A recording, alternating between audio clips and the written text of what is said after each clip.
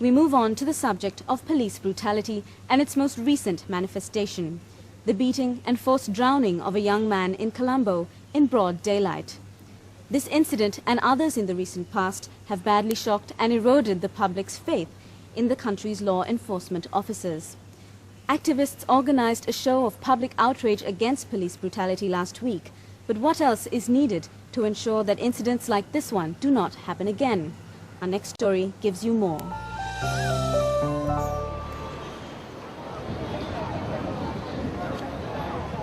They gathered outside the Fort railway station in Colombo at noon on the 4th of October, a few days after 26-year-old Balavarnam Sivakumar was killed, to condemn the behavior of the police and to call upon the government to take action and bring the perpetrators to justice.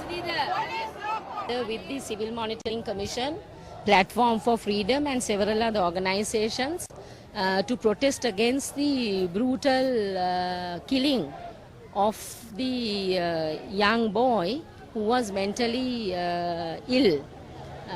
If he was violating law and order, the police should have taken him to custody and taken action against him according to the law of this land.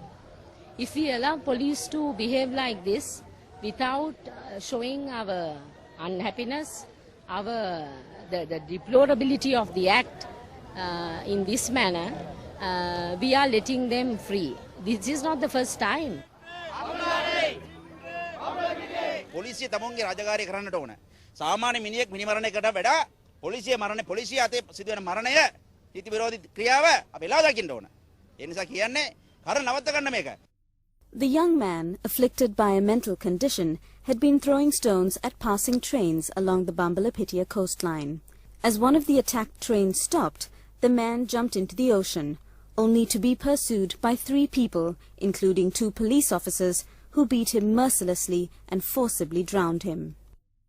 The video of what happened, shot by TNL TV, has been widely viewed on television and online, as the country's media was quick to pick up the story. If not for the video, the truth may not have come to light. There were many bystanders, but none were able to stop the killing. මේ තත්ත්වය තුළ මිනිස්සු නිද්‍රාගතයි මිනිස්සු මේ නිර්වින්දනයට පත් වෙලා ඉන්නවා. එතකොට මිනිස්සු අවදි කිරීමක් අවශ්‍යයි. මොකද මේ තරුණ ජීවිතේ බේර ගන්න තිබුණා. මිනිස්සු 4-5 දෙනෙක් මුහුදට පැනලා අර පොලිස් කාර්යාව අල්ලගත්තා නම් මේ ජීවිතේ බේර ගන්න තිබුණා. ජනතාවගේ එසේ ඉදිරිපත් වීමේ ශක්තියක් නැති වෙලා තියෙනවා. එච්චරට මේ තත්ත්වය ප්‍රචණ්ඩයි. මම හිතන්නේ ඒ වෙනුවෙනුත් අපිට කතා කරන්න සිද්ධ වෙන අවස්ථාවක් මේක. So we think that people have to come forward to protest against this, and we demand the government re-establish the police commission and also the institutions introduced by the 17th Amendment of the Constitution. According to rights activists, public apathy may be contributing to what appears to be a growing trend in the police force, although authorities describe them as isolated incidents. In August 2009, another incident of police brutality took place when police officers tortured and killed 2 young men at the Angulana police station near Muratua. But with the war behind us and expectations of peace in the future, such incidents of violence are disturbing, and people want to be reassured that they will not continue. Actually, the investigations have been handed over to Colombo Crimes Division, and under the supervision of the Director, Colombo Crimes Division, they are conducting investigations. They have recorded more than 40 statements to date, and furthermore that they have arrested 2 police officers and 2 civilians who are having involvement in this particular case. And in addition to that, we do this investigation under the supervision of the Attorney General's Department. We time to time, the Director of the Crimes Division discuss with the Attorney General's Department officials, and they get their advice also. And in addition to that, the magistrate, Colombo, is conducting a magisterial inquiry, and furthermore that the JMO, Colombo has already conducted a post-mortem, and we are waiting for the report because he has sent some of the particles to Colombo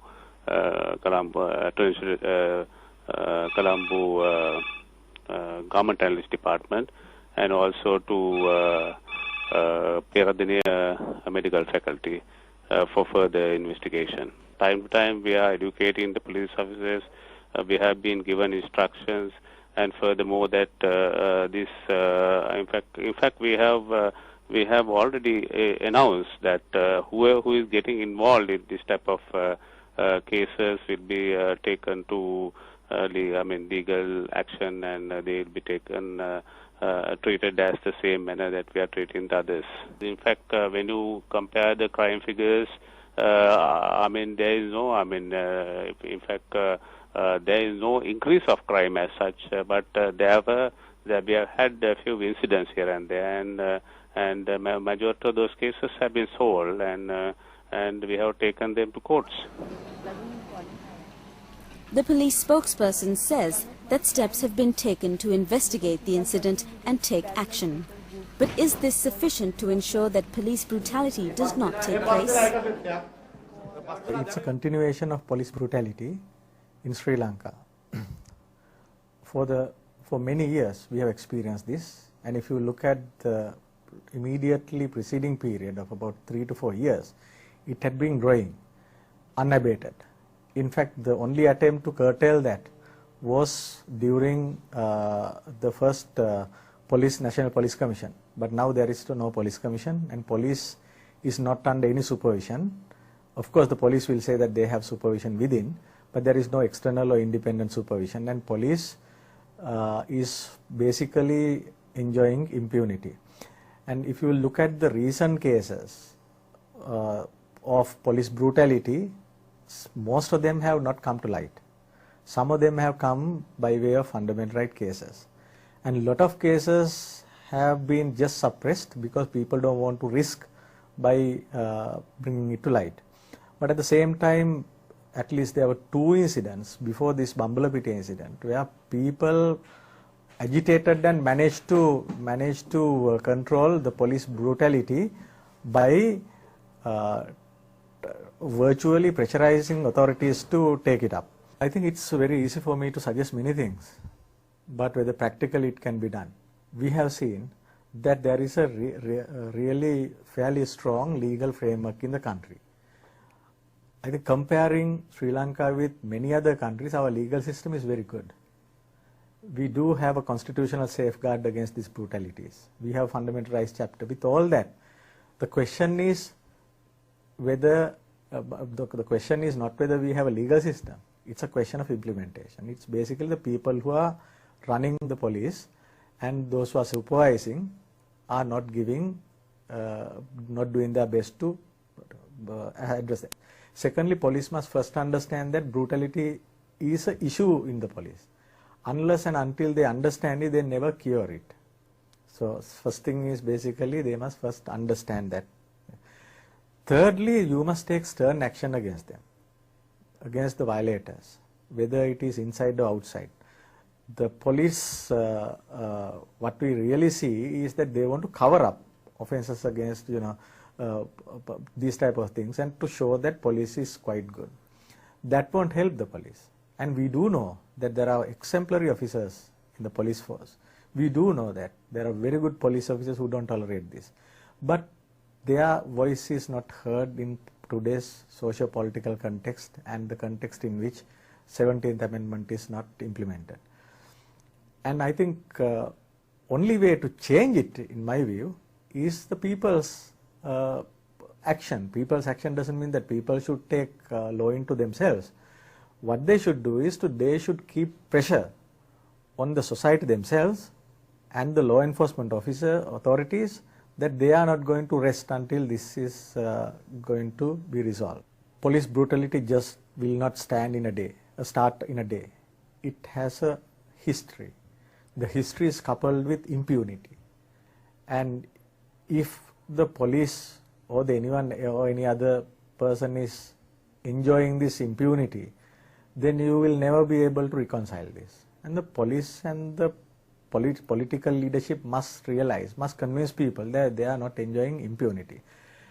So long as they enjoy impunity, you will never be able to control police brutality.